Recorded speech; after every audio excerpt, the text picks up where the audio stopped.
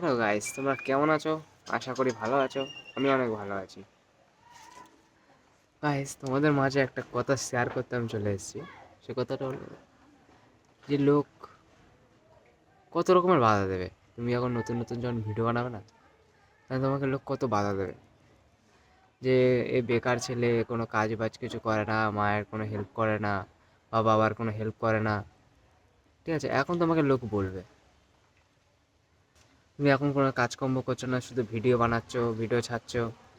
ঠিক আছে, লোকজন তোমাকে এখন অনেক রকমের কথা বলবে। তোমার আত্মীয় স্বজন তোমাকে দেখতে পারবে না, তোমার সাথে কথা বলবে না, তোমার দেখলেও মানে চলে যাবে পাশ দিয়ে। ঠিক আছে, সেরকম আমার সাথে এখনও হয়েছে, এখনও হচ্ছে। ঠিক আছে, কিন্তু আমার মা, আমার যে মা আছে, সবে অবহেলা করতে পারে, কিন্তু আমার মা না আমাকে কোনোদিন অবহেলা করে। এই যে আমি খাটতে যাই বা যাই না, ঠিক আছে, কাজ করতে যাই বা যাই না, আমার মা প্রতিদিন বলে যে তুই কাজে যা। ঠিক আছে, আমি যাই কাজে, বিকেলবেলা করে কাজে যাই, আর সকালবেলা করে কাজে যাই না। এই ভিডিওটা আমি এখন সকালবেলা ভিডিওটা শ্যুট করছি। ঠিক আছে, বিকেলবেলা করে কাজে যাই, এখানেও সারা রাত জেগে, হ্যাঁ, সারা রাত জেগে ভিডিওটা মানে এডিট করি, বিকেলবেলা কাজে যাই। আর তুমি এখন যদি বলতে পারো যে তুমি দাদা সকালবেলা ভিডিও করে ভিডিও কেন এডিট করো না। ঠিক আছে, মেন তো বড় কথা ওইটাই না, যে ভাই সকালবেলা অনেক রকমের কাজ থাকে। ঠিক আছে, যে বাজারে যাওয়া, বাজারে থেকে বাজারের ব্যাগ নিয়ে আসা, বা বাজার ঘাট করে দেওয়া, গা হাত পা ধোয়া। ঠিক আছে, গা হাত পা ধুতে এসব মানে এদিক সেদিক করতে বেজে যায় দুটো, দুটো তিনটে বেজে যায়। ঠিক আছে, তো এবার 3টের সময় আমি কাজে যাই, 8টার সময় আমি ঘরেতে আসি। ঘরেতে আসার পর এবার আর কতক্ষণ ভাই ঘুরবো, সেরকম তো আর ঘুরতে পারি না। এবার আমি সেই টাইমটা না ঘুরে আমি একটুখানি ফোন দেখি। ফোন দেখার পর তারপরে মানে 1 ঘন্টার থেকে 2 ঘন্টা ফোন দেখি। ফোন দেখার পর তারপরে ভিডিওগুলো আমি এডিট করি। ঠিক আছে, এবার এডিট যখন করি আমার চোখ জ্বলে গাইস, আমার রাতে অতটা ঘুম আসে না। আমি প্রতিদিন যে ভাবি যে আমি কী কন্টেন্ট তৈরি করবো, কী কন্টেন্ট তৈরি করবো। ঠিক আছে, হ্যাঁ, আমি প্রতিদিন ভিডিও এডিট করি, প্রতিদিন 10টা করে ভিডিও যেহেতু আমি ছাড়ি। ঠিক আছে, সেটা তো আমার এডিট করতে গেলে অনেক ঝামেলা হয় একটু, মানে অতটা এডিট পারি না যেটা সত্যি কথা, কিন্তু এডিট করতে আমার অনেকটা ঝামেলা হয়, তাও আমি এডিট করি, যেরকম টুকটাক যেরকম এডিট করি সেরকমই। এবার রাতে আমার ঘুম হয় না, তখন আমার মাকে বলি, মা আমার রাতে ঘুম আসছে না কেন? মা বলছে, তুই রাতে কেন ঘুম আসছে না, এটা দেখতে হবে। একবার ডাক্তারের কাছে নিয়ে গেছিলো, ডাক্তার বলছে বহুত রাত জাগে।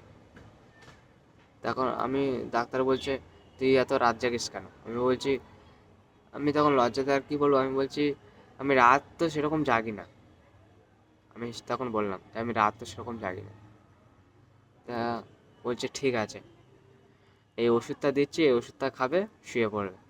আর আমি কাজ কী করতাম জানো? আমি সেই ওষুধটা খেতাম না।